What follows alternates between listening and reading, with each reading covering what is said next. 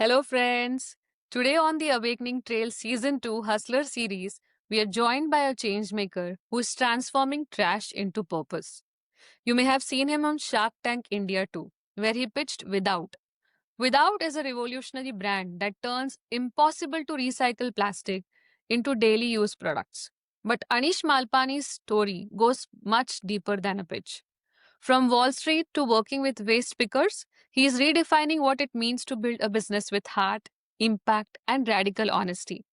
So, without further ado, let's welcome Anish Malpani.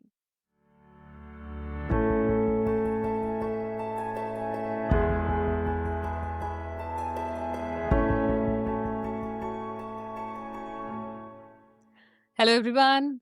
Today, we are very lucky to have Anish Malpani, founder of Without. He's someone who has walked the path from Wall Street boardrooms to India's dusty landfill sites. He has traded suits for sustainability and proving all of us that real hustle is about changing the world, not just chasing profit. So, without further ado, I would like to invite Anish on the Awakening Trail Hustler series. Welcome, Anish, and namaste. Thank you, Priyanka. Thank you for having me and nice to meet you. Lovely. So, on our podcast, usually what we do is we want to know who you are, who is Anish, right? So, maybe we'll start from the beginning. We would like to know about you. What was your childhood like? And what did you always think about making difference through your actions back then? Little bit about that, Anish. Over to you. Yeah, no, I think no, I didn't. When I was a kid, I didn't really think about making a difference or anything like that. I was just a normal kid trying to do a lot of uh, trying to just have fun. I was born in Aurangabad, and I was there till I was 9 years old, and grew up in a middle class family. And yeah. I remember it, yeah, I mean, just like playing, cricket on the streets, celebrating Ganpati with the community. That's how I was till I was 9, and then dad got a job in Dubai. And that was a big change for us as a family. So we moved to Dubai at the age of 9, and I spent my formative years in the UAE. And then I think that that's where I feel like I started feeling very lucky and privileged. I feel like I could do anything in the world. I had a very supportive family.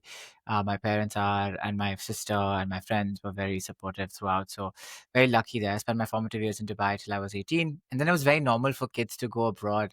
Uh, Mhm. so yeah, so I went to the US to study undergrad. And I think, yeah, so I think that was like very, very like conventional, but privileged, right? That's how my childhood was.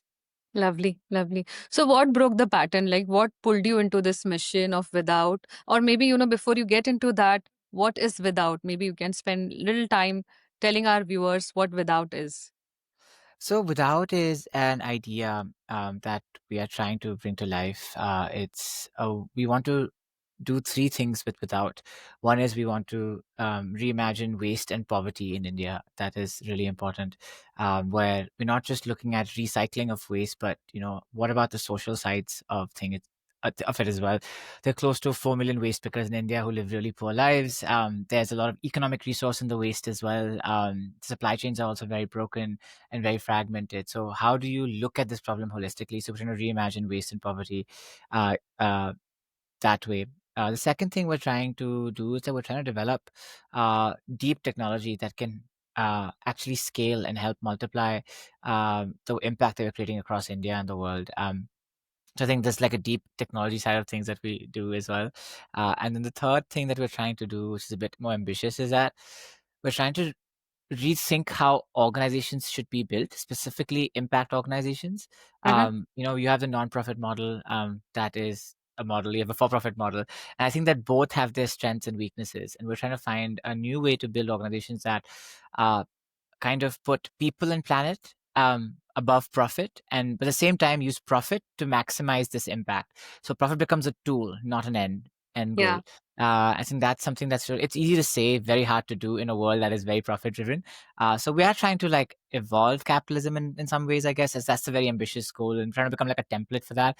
And so yeah, so I think that's what Without is trying to do. And I mean, I'm not anti-capitalistic or anything like that. I think capitalism has done a lot of good for this world. I just think that with the good, there's also been some other consequences that we can just create a better version of it. I think as we evolve past it.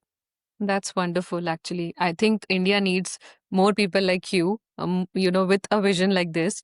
So, what I really, was impressed, like, I am a big Shark Tank fan, right? And your pitch was one of my favorites because there was honesty.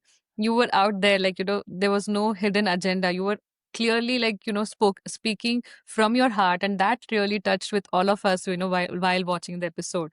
Now, as you mentioned about what without is, so, what broke the pattern? Like, I mean, you walked across the globe, right? You were in the US, and then what pulled you back in India? Yeah, when I was 18, it's like, okay, I just want to go to the US. I was a big sports fan. I wanted to like, work in sports management and Wow. wanted to be a football player. So I went to the US to study sports management. And I remember I still look back and I feel like my father really allowed me to do this because it's expensive. I mean, we weren't very that well off back then. And I think it was a lot of money to send someone to the US and then to do a degree that it didn't really seem to have a lot of value. Yeah. But it was a very important, because it was a very crucial point in my life, because I felt like if my dad had not let me study sports management, I would be like, you're being inconsistent, dad. You tell me to do what I love, but then when I want to do what I love, you're like, oh no, but this is not good. So he didn't do that. He let Hmm. me do what I felt he trusted me.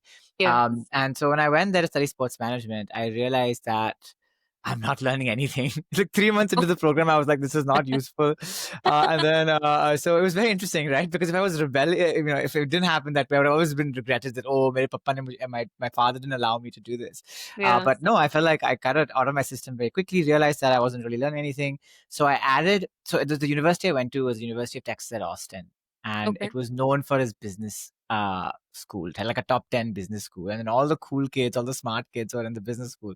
So I'm like, I'm also smart. I also want to go and join the business school. So I joined the business school, and then just got into the rat chase. Right. It was like, I felt like I was learning. It was very competitive. There were a lot of smart people around me, and then I was like, oh, I want to get a job. In finance, hopefully close to sports, but I want to stay in the US, so it needs to be a job that pays me good money, that applies for my green card and for my visa and for like the H1B issue with all of Yeah. this. So I joined that rat race, and yeah, I kind of so I got a job in finance in Texas. Then they had applied for the visa. Then I got promoted to New York, and I remember at one point New York was my dream. I'm like, yes, I want to go to this New York. It's the greatest city in the world. I had interned there, and I was like, this is where I want to live for the rest of my life. And I was like, this dream would never come true. And then when it did come true, I was like, oh, this kid from Aurangabad, right? Like, and now I'm in New York with Yeah. the company loved me, I think, in many ways, because they applied for my green card. I was making good money. I had like a nice apartment. I was also, because of my parents and stuff, I was very debt free. Like, Mm. I had no issues. I had like quote unquote the perfect life. Yeah. And I was really depressed, and I felt like I didn't have the right to be depressed. And obviously, it's more complex than just that. It was like, yeah, I felt like the work that we were doing was very meaningless. I was making rich people richer while making myself richer. I felt like it was a very toxic environment because it was very cutthroat. We were going through a very serious like reorganization in the company, and because we were in finance, one of my roles was to fire people, or like to come up with lists of people to fire. Oh, So okay. it was very, and I feel like this is not worth it. Like, but I like working hard. I like being committed to things.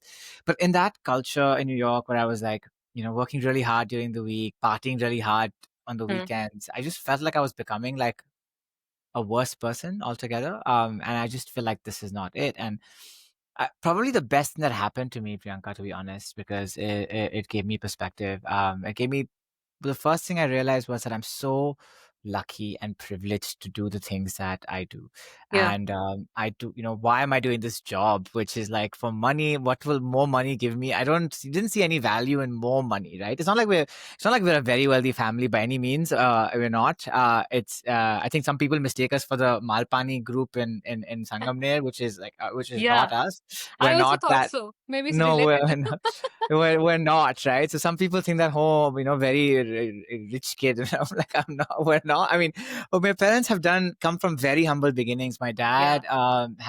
dad lived with his mother and three brothers, in a 200 square foot, little place Yeah. where it was low middle class. I know he was, very lucky to kind of get an opportunity to become a doctor, etc. So I mean, then he did, only when he went to Dubai, he started making some money. So it was good. Like, I mean, we're like, now we're Yeah. well off. We're like upper middle, well to do, Yeah. right? But we're not like, it wasn't like some like what some people on like on the comments in one of my other Shark Tank pitches think as well. So no, but anyway, but I felt like there was like, the money part didn't interest me. Like, I really care about. I don't think and that's thanks to my parents, because for my parents, it was always about making more money, right? Not in a bad way, because it came from like Yeah. less, and they're like, if I don't have money, I can't give my children the opportunity to do well. And I think my father, who's just amazing, he mentioned, like, I came with almost with nothing, and now we have something. Now you have started with something. Now where are you going to go with this, right? So I don't have to worry about being poor. I don't have to worry about end up on the streets and stuff. And yeah, they do well for themselves now. They worked really hard, Dad. And I was retired. But anyways, I felt like I was very lucky and privileged to be like, I'm not going to end up on the streets as poor. Like, a lot has to go wrong. And I think that was a really important emotion. That was the first thing I kind of realized. The second thing I realized was that, like, whose life am I living? Like, I think the society was defining all of these things I had to Yeah. do, like get a good job, get a visa, get a green card, Yeah. go to New York. I mean, I felt like they were my I wished it, I thought it, right? But I'm Mhm. like, how did I think this? Why did I think this, right? Like, it was like a very subversion, like subconscious, like vision that, you kind of feel like you have to do these things. And I feel like, yeah, so that was the second thing. I'm like, no, I can literally be almost anywhere in the world. The world is my oyster. What do I want to do with the luck and the privilege that I have? And then that made me realize that it's like a lot of, like, work on this, I think. But I think that the punchline was that, of all the things we know to be true, one of the things is that there is suffering and unfairness in this world. And how do you try to reduce? I felt like I am very lucky. I do not have most of the suffering and unfairness, unfairness. Like, I'm pretty lucky. So Yeah. how do I make the world a little less unfair, Yeah. and with reduce a little bit of suffering? And then I feel like some of my friends were like, but Anish, rich people suffer a lot. They suffer from heartbreak, and they suffer from, like, betrayal. I'm like, you know what? That is an amazing kind of suffering, because I'd rather people suffer from that than from, like, hunger and Yeah. lack of opportunity, or like no house. Like, that's a Yeah. luxurious kind of suffering, which is, we might never solve, or it might be very hard to solve. Yeah. But anyway, so I felt like that I wanted to, like, people should have basic access to basic things. So that became my goal. And then I'm like, but I'm this kid from New York. Or this guy living in New York. I don't know it. I haven't lived in India in 2 decades. I know nothing about the impact space. I don't want to be this guy who thinks, I know everything. I don't know Yeah. any. I mean, I didn't know anything about this space. So yeah, so then I kind of researched, how to make impact, in different parts of the world. I was in Central America, Guatemala for a year and a half, a year or so, working with local entrepreneurs, learning what it takes to make, impact on the ground. And I was in Kenya, Sub-Saharan Africa for half a year before coming to India in December 2019 to start this, right? And I think what I'll end with, I know it's a long answer, please cut me off, but I think, No, no, uh, absolutely. This is going good because I'm not stopping you in between because that is how people can connect and understand, right? You're talking about your emotions. You talked about something about depression. You mentioned that, you felt like you are just walking the rat race. So I'm just, I'm not stopping you, but I did actually practically stopped you. But I want you to complete your answer and then I have few follow-up questions around that. no, fair enough. I think the only thing what I wanted to end with was, like, I don't the work that we do it without, and the work that I'm doing, I'm not doing this to be the hero, or like, oh wow, look how amazing our work is. This is very much for my own sanity, right? It's Yeah. For me, it's the most selfless kind of selfishness. And I think it makes me like myself a little bit more than what I did in the past. And I think, and that's really important, right? It's because you get carried away in this space. Otherwise, I think there's a possibility for that. But yeah. Lovely. So, Anish, I have a follow-up question on whatever you just said, right? About how you thought, like, you know what you're doing, you're not enjoying, or you thought like that is not creating any impact. So, I get that it was your inner calling. I understand that the humble background that you and your family came from also has something to do with this transition, right? But at the same time, you also spoke about your parents being there for you. But I'm just curious to understand. There are many in India nowadays, facing this same dilemma, whether to continue the rat race or whether to work something that can create impact to the society or for the larger good. So my point is like, how did how did you get that clarity? Like, was there any professional help that you took, or beyond your family, was there anyone you spoke to? You said that you went to Kenya, you went to Central America, if I'm not mistaken, Mm. and then maybe that might have given you more clarity. But was there any professional help that you took to get you through this phase?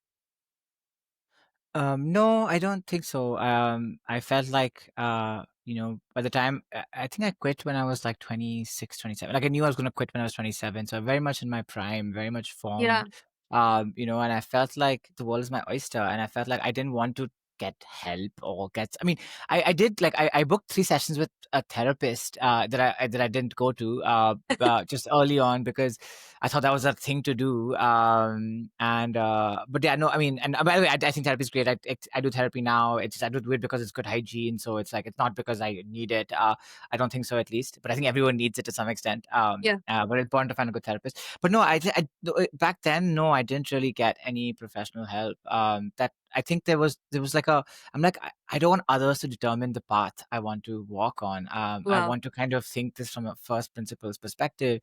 What do I think is my truth? What do I think is what I is my obligation based on this truth? And then how do I act on that, as fundamentally as possible? And then I feel like there was the internet and things, man. This wasn't that long. 10 years ago seems like a long time ago, but the internet was still amazing back then. yeah, It's so much easier today than 10 years ago also. yeah, And it was like, there's so much. I mean, I think what's hard to find based on what I've seen in the last 10 years is the motivation. What is the true driver? What is driving you? And this like very cliched pursuit of truth thing, right? hmm, Yeah, that's you know what that's that. If you have the motivation, you can do it. And I think yeah. everybody's wired differently. Everybody has issues, so there's no Right set or wrong? path. Yeah, yeah, Yeah, there's no set path or right path. I think you have to find your own path. But I think yeah. the motivation is something that I feel like is very common. Lovely. So I think this is again, I'm repeating myself. This is what I liked about you in Shark Tank and what I'm liking right now, right? You've been honest, you've been very candid about, what was your journey. There is no like sugar coating things. You are just putting things out there, what you felt, and that is something amazing. And it takes a lot of guts to, say that on camera. So No, thanks. but sorry to interrupt you, bro, but that's so sad, right? Like it's so Yeah, sad that like this is a good thing, right? Like I mean, it's so sad that you're like, oh wow, you're doing this. People don't do this. Like it's like, why is this not normal? I mean, yeah. maybe I'm being preachy, but like I don't see it as like, oh wow, look how special I'm like, oh, this is just like, and this is there's I don't know. I think that's to me, there's a sadness in what you just said to some extent, but I Oh, appreciate the kind I'm words. so sorry. I appreciate the kind words, though. All right. I think I'll move to the next question now. So it was a major transition, right? Coming from the States, moving across the globe, and then coming to India. So I'm sure you worked in the corporate world as well. You mentioned you were in finances. So what did you unlearn, when you came back to India? Was there any unlearning process? I don't. That's a very interesting process. I don't. I think unlearning is an interesting way. I just think of more of it as evolution, Okay. where like you take the best of all the worlds that you're in, and you kind of purge out like the stuff that you don't find useful or you think you don't agree with. I don't see it as unlearning. I just because I felt like I took a lot of good things from the corporate world, right? They do a lot Yeah. of good things well, but I just wanted to apply it to something more meaningful. I took a lot of good things from the nonprofit world. And I feel like it's more than unlearning. It's like kind of just like being like that's not worth like Taking the using. best out of all the Yeah, just keeping words. the best. Yeah, I think that's the way I prefer to look at it. Mhm. And then that's also been powerful because in India also there are some things that are great, some things that are not great. So you want to, but at the same time, you don't want to just become like everybody else either, just because everybody else is doing a certain way. So just really thinking from independently, first principles, and like, yeah, I think that's been really important. I feel like I've tried to take the best of all of the experiences that I have and combine them and adapt them to the Indian setting.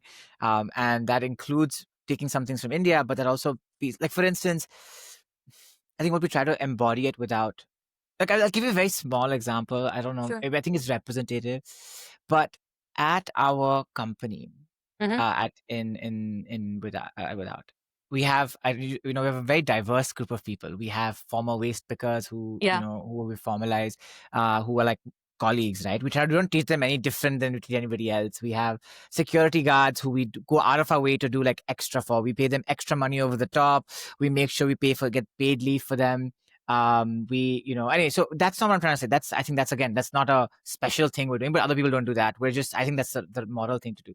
But another thing that we do is everybody washes their own plates after lunch, Hmm. which is Wow. such a weird thing because in India, man, there's always help. No, Yeah. somebody will do Yeah. it, somebody will clean it, right? But it's a small thing, it's not like we clean everything ourselves, but like the plates we clean ourselves, right? Because we're Yeah. like, there's no need for, there's no need to have one of the help who helps keep the office clean do that for us, Yeah. right? And I think that, that is not an Indian tradition in many ways, in the sense that, I mean, it is maybe a tradition or whatever, but like in work, in corporate environments, like I don't see, It's like, not it there. doesn't Yeah. happen. Like Yeah. even in middle class, upper middle class homes, like nobody washes their plates, like, if you have True. help at home, many of them in upper middle class anyway. So I feel like, to me, that's like, no, that's a symbol that we're trying, I mean, symbol, it's not the same, but we're trying to be as like fair as possible.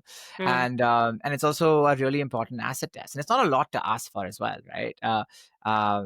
So yeah, I think, how do you take the, and I feel like, for instance, that is very much the case in the US in some ways, right? There's a little bit of an equality, like generally you Yeah. wash your own plates. Yeah. So like I'm trying to, but I'm not doing that because it's an American thing. I'm doing that because I feel like it's the fair thing to do. Like we don't, just because we can get somebody else to wash our plates doesn't mean that, that's the right thing to do. And I think like the help really appreciates that.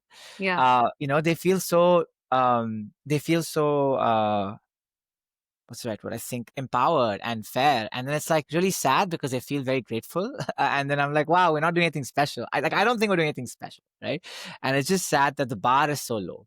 So great. I really like the way, you guys are washing your own plates during the lunch time in the office. And then I wanted to ask you a same question or a follow up question regarding your colleagues, right? Um, their background or their perspective, has it taught you anything other than what you have, learned during your B schools, or, what they couldn't teach you? Yeah, I think, the big lesson I learned in India when I came here was, and I see this everywhere, and I feel like I learned this from my colleagues as well, is the sense of community is so powerful here. And it's like, it's so bad because I feel like, no, bad, I mean, it's so good in sense, but like the richer you get in India, the less the community is better in many ways, I feel. But like, I don't know, I feel like there is the community is the sense of community is really powerful, Yeah. amongst especially the farmer waste pickers who are like now working as employees at Without. They're all there, they're batting for each other, they care for each other, they know that there's problems around and they have to be there for each other. And I feel like I didn't see that sort of camaraderie in other parts of the world that I was in.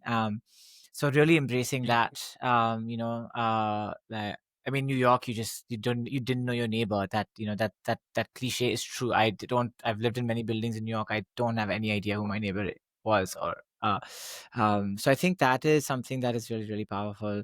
And I mean, like, I think, we're tough. Like, I feel like, we're very resilient. I feel like Indians. I don't want to generalize. Everybody's different, etc. But I found that more here, less sensitive. I feel like in the US, everything was a bit like touchy, and oh, you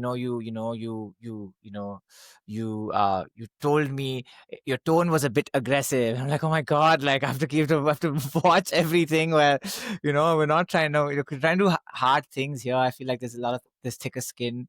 Um, and yeah, I mean, it's always a stark reminder of the reality of the world that we live in, that is just so lopsided in many ways. It kind of, I mean, it sounds very cliched, but it's a good, like, I sometimes say, I have friends who have problems or money problems, and I'm like, you have like a 55-inch TV in your room, and you have money problems, right? That's not money problems. You're like, oh, I'm an independent, artist, and yeah, but like you have problems. I don't want to demean your problems, but like the people that we're working with have like real problems. I mean, our Yeah. our problems are real, but like it's a different level, and Yeah. so it kind of makes me a bit more. Yeah. So I think that's the kind of thing, keeps me very grounded. And I think that's something that's really powerful. And yeah, and I get surprised every day at the resilience of all the people and the potential that they have. Oh. Can I take you back, to your journey in 10 years back, like when you decided to start this and when you approached the first former waste speaker, how was the reaction? What was the, Yeah, uh, so we actually worked with Swatch Cooperative. So you might be okay. familiar with them. Yeah. They're a big waste paper collector in Pune. And one of the reasons I chose Pune as a place to start up was after a conversation with Swatch, because they're like, look, the kind of work you want to do, we need it here. We need somebody working on technology. So I'm like, I don't want to reinvent the wheel where it doesn't need to be reinvented. So we're Yeah. like, when we want to hire former waste pickers, we just come to you and be like, hey, who's the best person to hire? What do you think? And they had a list of people in need, who were like, oh, this person is the most in need. And also we had some requirements, like they need to know a little bit of reading and writing, or they need to be, if they don't know how to read and write, they need to be at least be able to maybe lift things, or like be physically fit, right? Like, because that's Okay. also important, because some of the work they do is like physical. And I think that's how we kind of sourced the people that we worked with. But the thing is, now the first person we formalized was not was like a, so I think it's just important to realize that there's no job description or job called waste picking, right? Yeah. A Yeah. waste picker has many jobs. She picks waste when she can to get some money. She goes and cleans someone's like utensils when she can. She if somebody's giving her a small job to, like, polish something, she'll do it. They have like 10, 15, 20 jobs, wherever they can make money, right? So it's not Yeah. just like so what we did was we had a sweeper, like a person who was helping us keep our lab clean. And she was the first person that we, who just came, who we formalized. And It was very interesting, because the first one was hard, because she was a very like, she's like, why are these guys being so nice? Was one of the reactions. Like, Okay. it seemed a bit weird.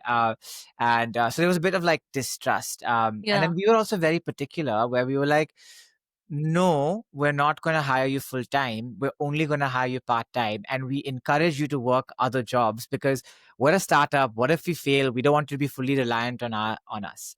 Yeah. And then, soon, like maybe a year in, like 6 months in or 8 months in, we were getting some success. We had raised some funds. We were like, okay, we can formalize, not formalize, we can make them full time. So we converted her to full time. And I mean, the Jayashree, she was the first person who we hired. It's so interesting to see her journey. So in the beginning, she didn't even know she had a bank account. She thought that the bank was stealing money from her, which they were indirectly, because they were cutting all these fees, because she didn't have a zero balance account. But somebody had Yeah. opened a Jandan account for her, and Yeah. then during COVID, the government had given her money, and then the 6,000 rupees became 4,800 rupees, because the Oh. 1,200 rupees the bank took as bank fees, and she's like, and she has no clue that she has 4,800 rupees in her bank. She didn't even know she had a bank. So we went there, we converted her bank account from from a fee bank account to a zero balance account, and now a salary account, right, where she where she didn't have to pay her fees. We taught her how to use the ATM. All her Oh, transfers went to go to her bank account now. And then so then she suddenly started trusting us. We're like, oh, these guys actually care. They're not, nobody would do this for like so long if they didn't care. And so one day she comes into the lab, with a sari like this, like covered. And she's like, "मी काय करू ह्याचा? I mean, what do I do with this, right?" And then we're like, "With what?" She's like, "Here's 1 lakh of cash." So she had 1 lakh of rupees in cash or something like that because she had won in the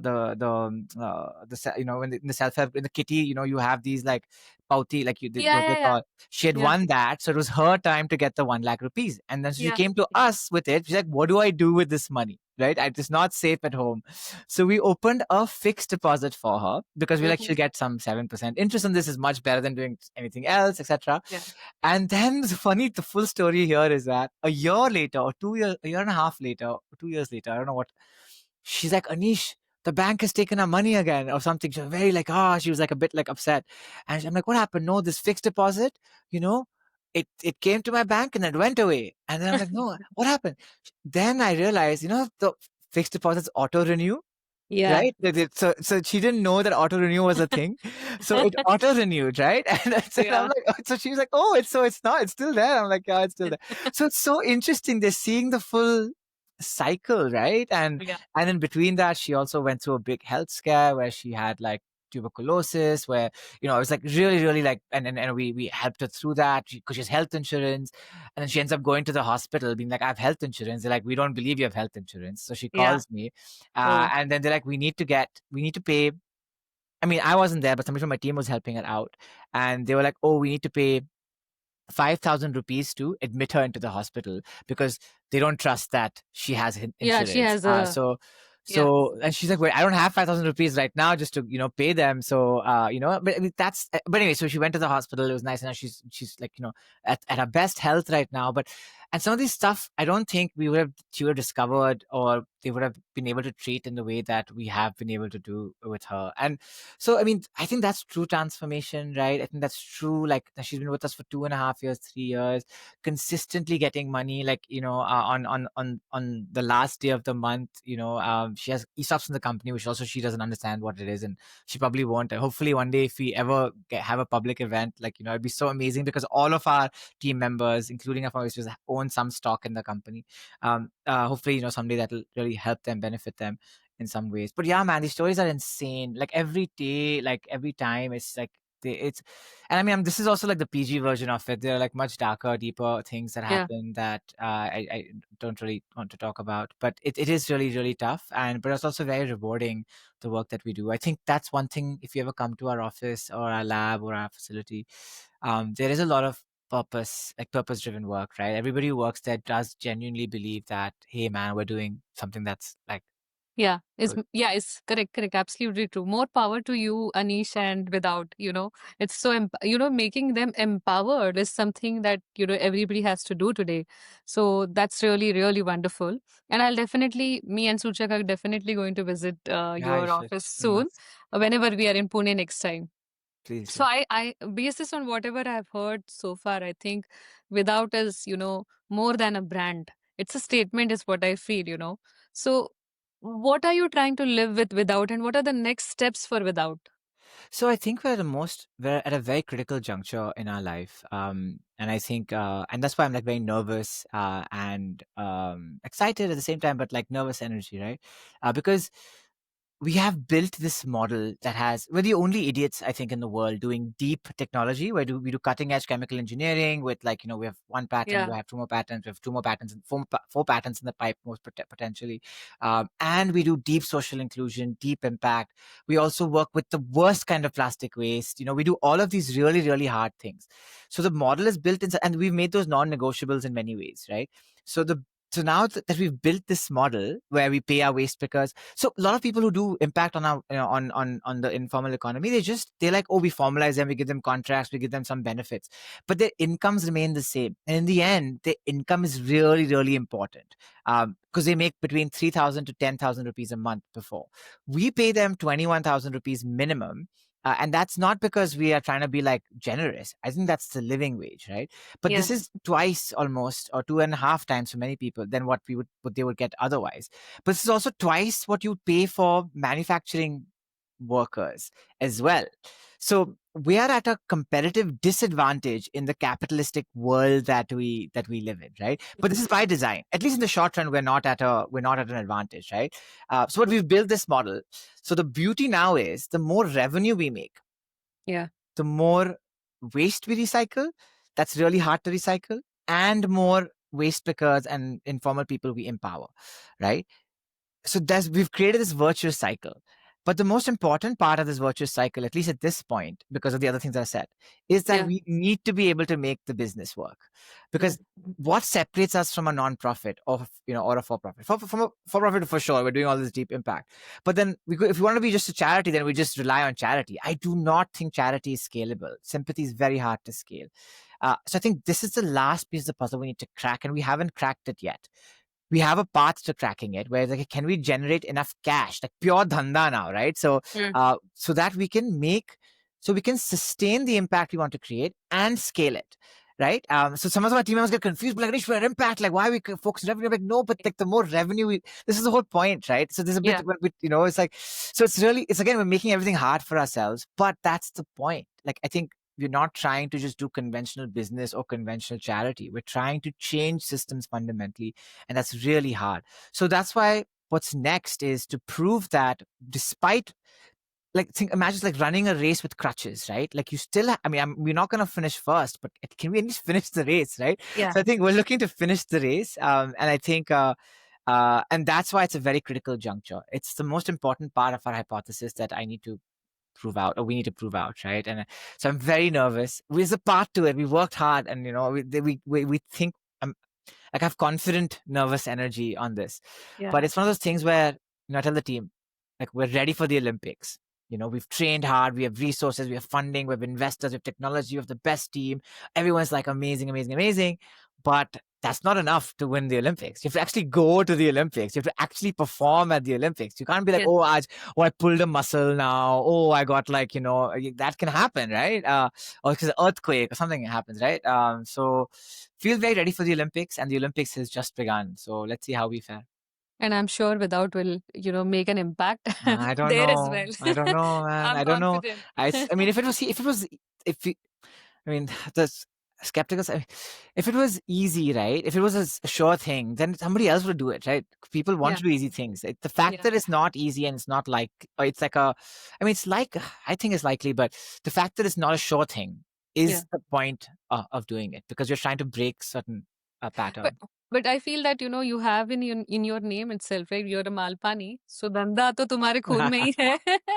I You hope just now, like my Marwadi blood needs to all like now fully like come. Let's yeah, do now. All the other principles have been like established. exactly. Now, what do you thrive in? I don't know. Bring that Yeah, Malpani out, Anish. I think so. I think so. It's so funny. It's an ironic thing. Like, it's a team like, "Ah, we dhanda karna hai." I'm like, yeah, because for all these 5 years, we've been building this model, right? Yeah. And I Yeah. mean, we're not naive, right? That's why I feel like we're our biggest critics. And that's the other problem with this space, is that people just tell you very nice things all the time.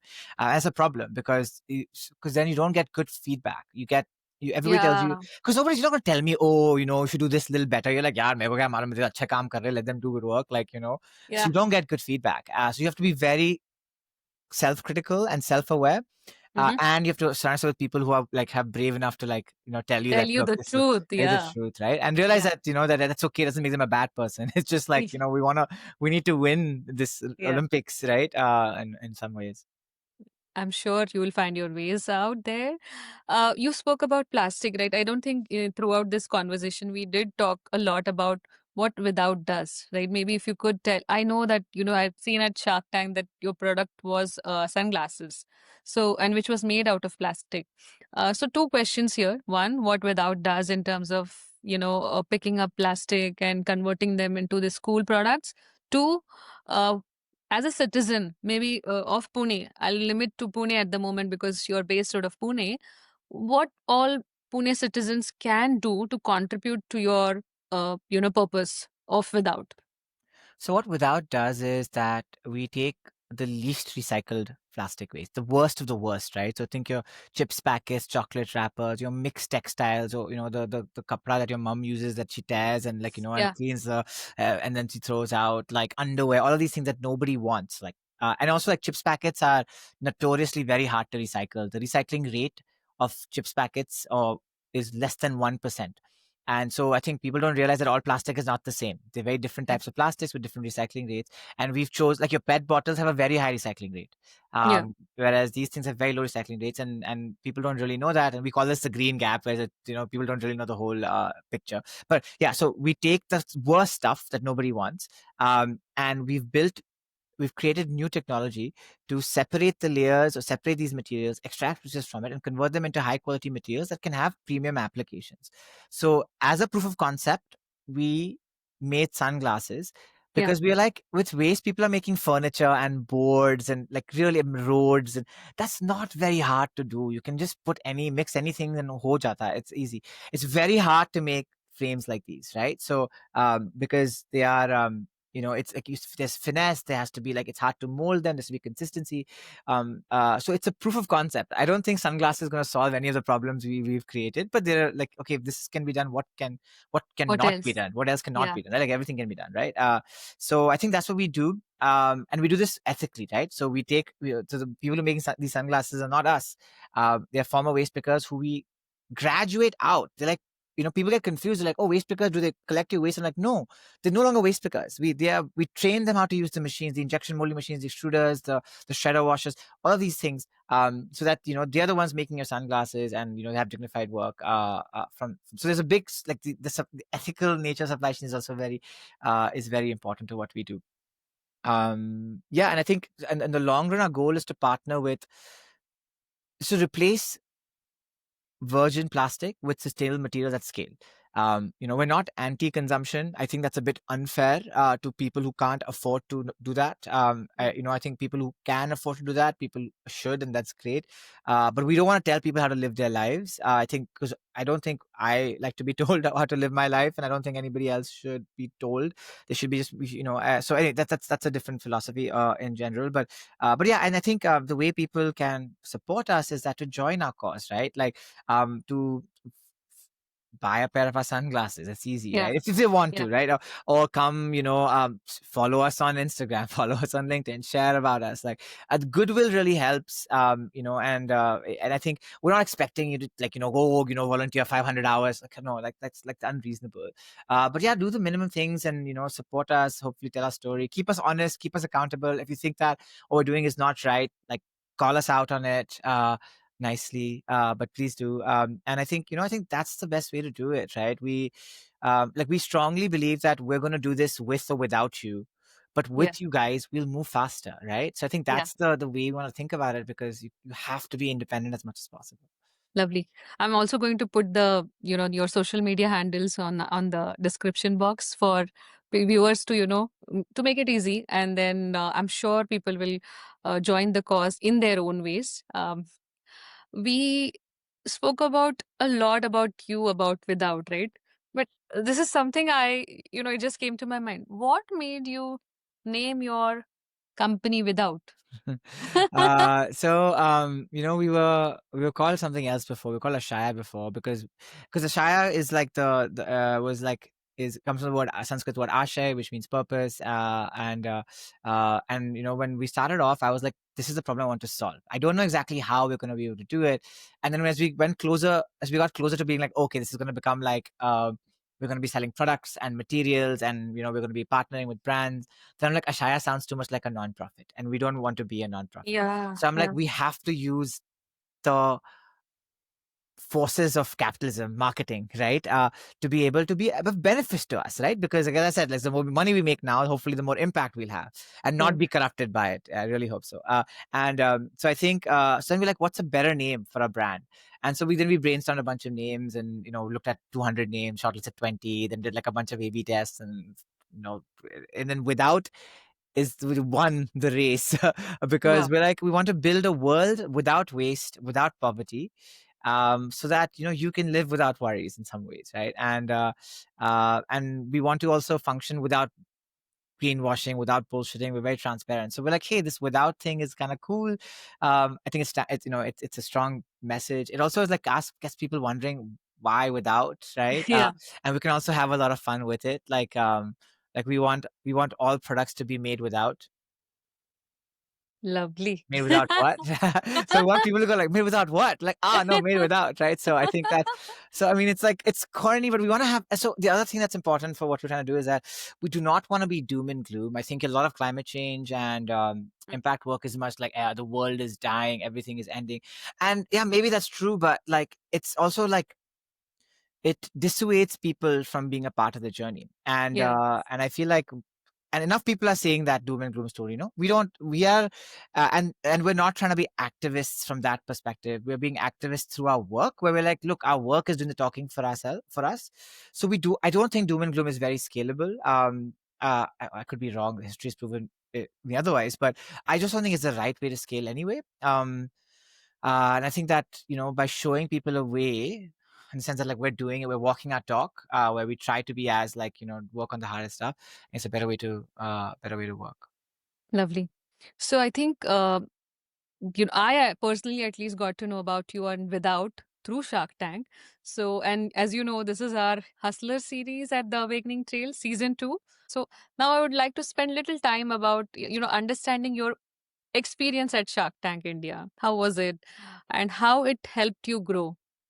Yeah, it was amazing. I felt like I very lucky. I wasn't. I mean, obviously, I was nervous and scared to go in the tank, but I was not that scared because I was like, we have a good story. We're doing good work. I mean, it's not going to be like the sharks aren't hopefully not out to get us. Like, I think that's not the goal. I mean, if we were like a digital platform for trading gold or something, then yeah, I feel like, then maybe would have been a little bit more scared because, if I don't have a sound business model, I'm going to get Yeah, like chopped, yeah. right? So I wasn't very worried, but yeah, I was tough in the tank. I think it was so funny because we were the last pitch on the last day of the shoot of Is the it? whole season, right? So I think the Sharks were also a bit fried, and the team was, I mean, like the production team was also fried, Yeah. and they were like, just like, so, and they were like fully confident, like the Sharks were, so they were like on a little bit of अभी a खत्म rampage. करते हैं. But they खत्म also, करते हैं. yeah, but they were also very aggressive and very. Okay. It was very interesting, and then in the end, I feel like the producers of the show, gave them credit. They gave us a very good edit. They cut off all the masala that I felt like was irrelevant to what we were doing, and like some of the sharks were trying to like create this drama. I felt like a bit unnecessarily. And I was like, and when you go into the tank, you're like, you sign these papers that say that anything you say, anything that happens can be aired, right? So you don't, Yeah. you're like, oh my god, like you don't know what they're gonna, and you don't see the edit before, you don't see the edit before they get go live. And so I was nervous on the day of like, oh my god, what are they gonna show? But they gave us a really good edit, and they say true to what we're trying to do, which I really Yeah. want to appreciate, right? I think producers get a bad rap, like everyone's like, oh, these Yeah. guys just want to make money and like they want to spin things. They gave us a very fair, a favorable edit because they're like, I think we're trying to do something interesting and genuine. And I think the producers saw that and they gave it credit. Where they could have done other things. They could have made it a lot more masaladar, and that I would Yeah. have felt very unfair about it. But they might have gotten more clicks and more views, and they did not solve for that. So I really appreciate that. Lovely, lovely. And who is your favorite shark? I did ask this question to other pitchers who joined the Awakening Trail before you. So, who is your favorite one? It's interesting, right? Like obviously, I was very inclined to get Piyush because he's always also not only does eyewear, but he also does he also does a lot of more of the impact investing side of Yeah. things. So I think Yeah. that's really good. I think Vinita in the recent seasons has been also like really. I like how direct she is.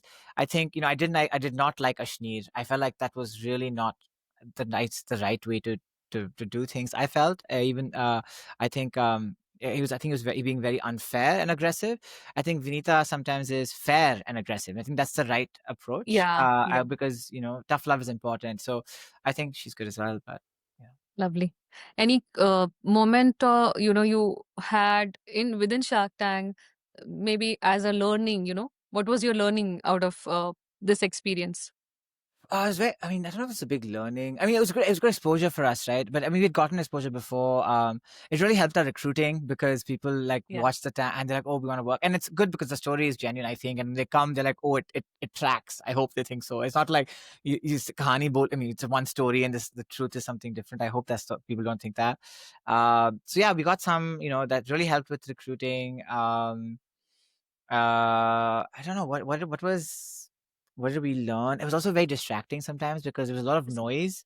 Yeah. And you're like, wait, this is not sometimes helpful because you're looking for signal and and because we're a more complex like B2B long-term play, it's not as simple as just like getting a client. It takes a lot more work for that to happen. So sometimes it was distracting. But yeah, it was a good experience. Like, it was an experience you can't really buy very easily. So, so Okay.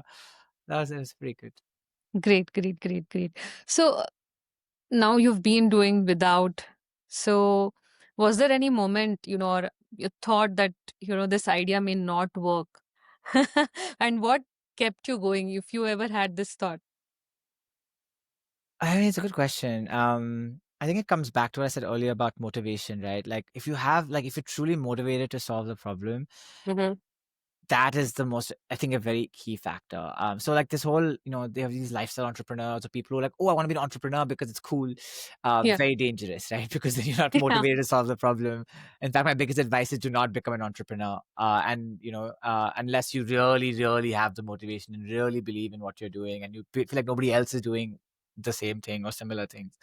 For ego, for pride, for money, generally not the best reasons to be an entrepreneur. So I feel like in the toughest moments, it's the motivation, right? The why of what you're Yeah. doing that really pulls you through. Has there been times like I think on a regular basis, like you are kind of always wondering, how resilient are you? Is it going to get more intense? Is it going to get more hard? But yeah, I think it's I don't know.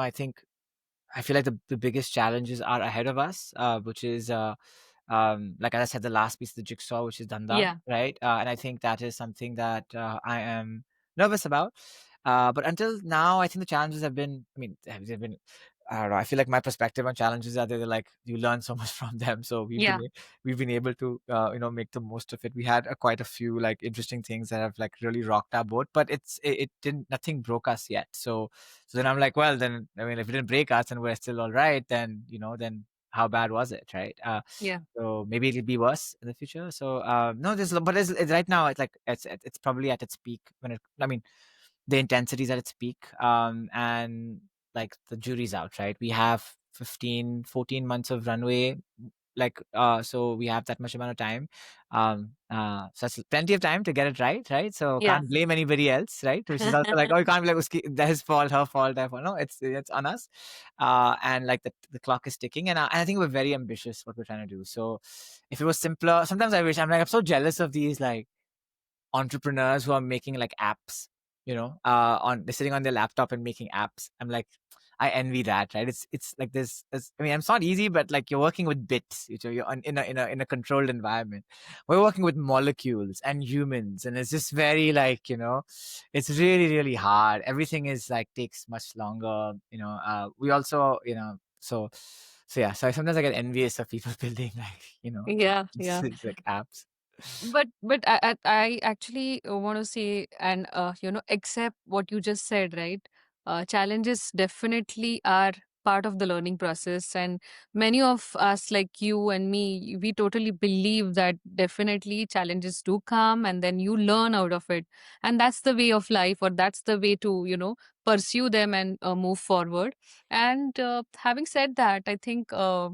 Overall, this conversation was really meaningful in many ways for me as well. I've learned a lot from you. As I'll repeat again that you were being honest from the beginning and very candid, and you shared your experience right from your childhood, then moving to the States, coming back to India with a purpose, with a goal, and then you're executing it for so many years, and all you are at the last leg. And I'm confident that this is going to be a beautiful runway for you and without. Now we're coming to the closing segment of this episode. I have only two questions for you, Anish, right? And they're very interesting, and I'm sure you will find them interesting too. Let's assume okay, there is a billboard which is going to be watched by millions of people, right? What would it say? Without waste and poverty. That's I don't know. Wow, it's really good, and that's need of the hour, right? It is definitely the need of the hour. We as a human being, I think we are in 21st century, and definitely we must solve this. If we don't do it now, I don't know when we are going to, come out of it. So really good, and it's very empowering, and I'm sure this motivates a lot of people who looks at this billboard and or even watch this episode. And my last question now to you, Anish, is any one message that you would like to give, you know, from our podcast to the people of India? Um, there's one message. I don't know. There's so many things to say. You can give multiple as well, your Um, choice. uh, no, I mean, I think there's no, I mean, there's no, I don't know what message. Like, I have nothing like special I want to say.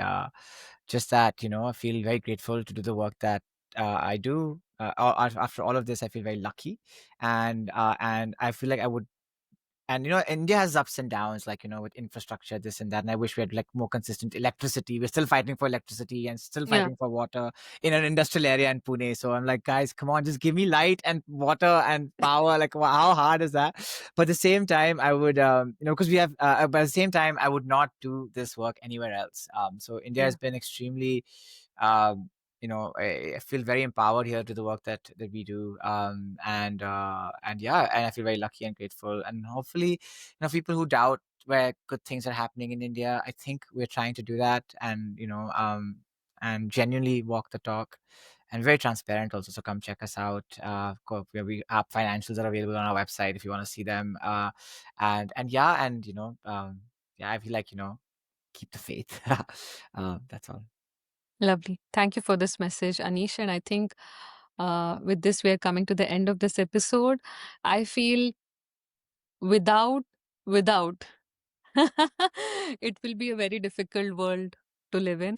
More power to you and without. And I feel that, without is an answer to be without waste. So thank you so much, Anish, for taking time and agreeing to do this podcast with us. Thank you, Priyanka, for having me. Thank you. From the boardrooms of Wall Street to the back lanes of India's waste economy, Anish Malpani is showing us that true innovation isn't about creating more, it's about creating meaningfully. Without is not just a product. It's a challenge to all of us to rethink what we throw away and what we choose to stand for. Something to think about for all of us. Finally, please do subscribe to our channel if you haven't done yet. And until next time, be happy, make everyone around you happy, stay as close to nature as possible, and love everyone. And always remember, beyond the veil, the trail begins. We'll see you all next week in yet another inspiring episode. Until then, take care.